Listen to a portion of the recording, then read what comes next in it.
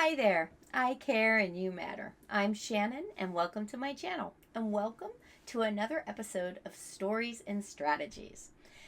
Real quick disclaimer and trigger warning.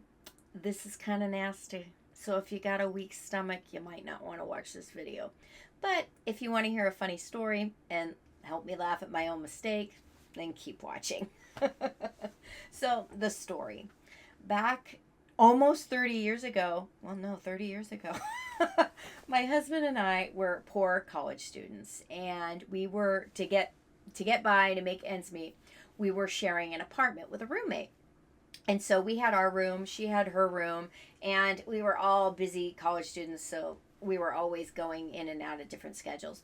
But on one particular day, Jason and I were just exhausted, and while financially we probably shouldn't have done it, we splurged and we ordered a pizza. And so we were sitting on our bed in our room, watching TV, trying to relax, eating pizza. It was Domino's, I remember. I saw a little piece of pizza, or a little drop of pizza sauce on the bed, on our comforter. And, I didn't want it to stain. I didn't want to leave it there. So I took my finger and I wiped it up and I ate it. Only it wasn't pizza sauce. Yeah, what I failed to share is just days before we had adopted a little kitten. And we were in the process of changing her food. So her little tummy was a little upset. And she was experiencing bloody diarrhea. Oh. And the moment I put that pizza sauce on my tongue, I realized what I'd done. And I looked at Jason and I said, that wasn't pizza sauce. And he immediately jumped up and is jumping all over the room, freaking out. Oh my goodness, how are you so calm? And he wasn't wrong. I was incredibly calm. I got up and I just started swigging and swishing Listerine like you would not believe. I think I used half the bottle. I amazed myself with how calm I was. So this is a story that I don't like to admit, but it happened and it lives infamously in our family folklore. Why am I sharing it? This is why. Through that experience, I realized that the absolute worst thing you can do when you make a mistake or you screw up or you do something that you wish you hadn't done is panic. And yet, panicking is the easiest thing to do. We panic because that's a reaction. And reactions are knee-jerk. Reactions just happen. It's hard to control them. They're not our first instinct. What we need to do is respond. Responding is intentional. It takes thought, and it takes a minute. It's not knee-jerk. The good thing about responses is we can practice them and we can get better at having them. So, if I had panicked like Jason had, I probably would have been jumping up and down around the room too. But thank goodness I didn't. I didn't panic, because when you do panic, all your energy, all your thoughts, your entire focus is on that panic, that feeling, and the mistake or the decision that you just made that you wish you hadn't. But when you quickly squelch that panic and instead you take a deep breath and you take just, it feels like forever. When you want to panic and you're trying not to, it can feel like forever. Sometimes I will just count 1, 2, 3 to squash that panic reaction.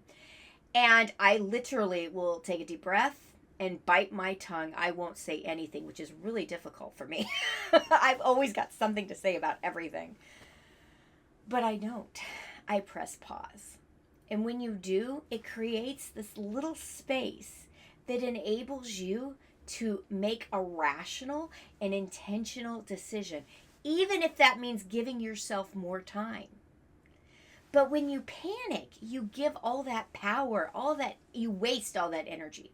You hand over the power to the panic. And that is the absolute worst thing you can do. Why? Because that's when we make bad decisions. That's when we make rash decisions. That's when we do other things that we wish we hadn't done. That's when we compound our mistakes. And that's exactly what you don't want to do. You want to mitigate what you did wrong. You want to mitigate the fallout, and you want to mitigate how much time and energy it's going to take for you to climb out of this situation that you got yourself in. So, how do you not panic? You practice. You just practice. And it's not easy, but it's well worth the effort. And I can tell you what, it has just that one experience of learning, how did I not freak out? I honest to God don't know how. It wasn't intentional.